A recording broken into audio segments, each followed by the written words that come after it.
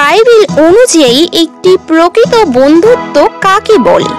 আমাদের channel my ওয়েং two ফ্যামিলিতে আপনাদের সবাইকে স্বাগত।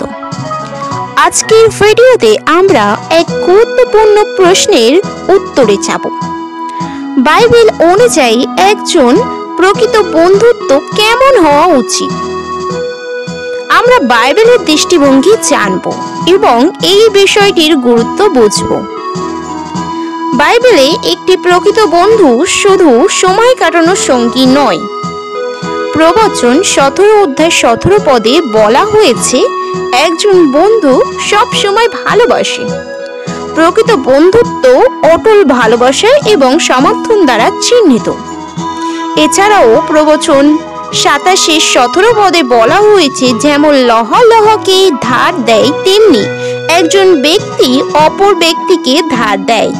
এর মানে হলো একজন সত্যিকারের বন্ধু আপনাকে উন্নত করতে সাহায্য করে। যিশু প্রকৃত বন্ধুত্বের একটি উদাহরণ দেন যোহন তার 15 অধ্যায় 13 পদে। বন্ধুদের জন্য প্রাণ দেওয়ার থেকে একজনের পক্ষে শ্রেষ্ঠ ভালোবাসা আর কিছু নেই। এর মানে প্রকৃত বন্ধু হতে হলে আত্মত্যাগ এবং গভীর প্রতিশ্রুতি অপরিহার্য। এবং যোহন তার 15 অধ্যায় 15 পদে প্রভু তিনি আমাদেরকে নিজের বন্ধু বলেছেন।